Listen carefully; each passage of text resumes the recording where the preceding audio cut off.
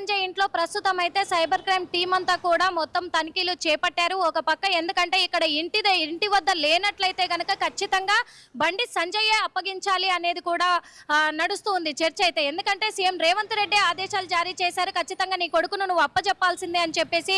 ఓ పక్క సివి ఆనంద్ కూడా సవాల్గా తీసుకున్నారు. కాబట్టి బండి సంజయ్ కి మాత్రము తప్పని పరీక్షగా కూడా మిగిలిందని అనుకోవచ్చు. ఇటు కొడుకుని పోలీసులకు అప్పచెప్పక తప్పదేమో అనే ఒక ఆలోచనలో కూడా ఆ టెన్షన్ లో కూడా ఉన్నట్టుగా తెలుస్తుంది. ఇప్పటికే తను ముందస్తు బెయిల్ కోసం ప్రయత్నాలు చేసినప్పటికీ ఇప్పటికీ కోర్టు అయితే ఎటువంటి తీర్పుని ఇయ్యలేకపోయింది. కాబట్టి ఇప్పుడు ఖచ్చితంగా కూడా పోలీసులకు అప్పచెప్పి తీరాలి బండి సంజయ్. కాబట్టి బండి సంజయ్ ఇంట్లో తనిఖీలు అయితే చేపట్టారు పోలీసులు. ఇప్పుడు సైబర్ క్రైమ్ పోలీసులు ఇంకా తనిఖీలు జరుగుతూనే ఉన్నాయి.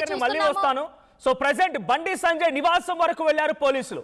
బండి సంజయ్ నివాసంలో తనిఖీలు జరుగుతున్నాయి. మనం నోటీస్ ఇచ్చేప్పుడు కూడా బండి సంజయ్ నివాసం దగ్గర కాకుండా బండి సంజయ్ కుమారుడు బండి భగీరథ్ మేనమామకి నోటీస్ అందించినట్టు తెలుస్తుంది. అంటే అప్పుడు నోటీసులు ఇచ్చేప్పుడు కూడా అంత సాహసించలేదు. ఇప్పుడు బండి సంజయ్ నివాసం వరకు వెళ్ళింది కాబట్టి ఇప్పుడు బండి సంజయ్ కూడా అలర్ట్ అయినట్టు తెలుస్తోంది. ఏ క్షణమైనా స్వయంగా తానే తన కుమారుని పేట్ బషీబార్ పోలీస్ స్టేషన్ లో లొంగిపోమని చెప్పే అవకాశం ఉంది.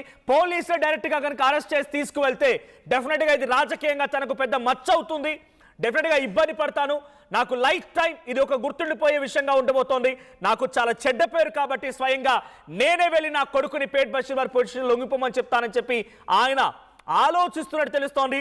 ఒక కాన్ఫిడెన్షియల్ ఇన్ఫర్మేషన్ ప్రకారంగా ఈ పోలీసులకి దొరకకుండా స్వయంగా తానే పోలీసు అప్పగించే అవకాశం ఉంది. ముఖ్యమంత్రి రేవంత్ రెడ్డి సలహా సూచనని ఆయన కన్సల్ట్ చేసే అవకాశం కనబడుతోంది. సో పోక్సో కేసు నమోదు చేసినటువంటి పేట్ బషీబార్ పోలీసులు, సైబరాబాద్ పోలీసులు ప్రస్తుతానికి బండి సంజయ్ నివాసం మైత్రి రెసిడెన్స్ దగ్గర జూబ్లీ హిల్స్ లో విచారణ జరుపుతున్నారు, తనిఖీలు చేస్తున్నారు.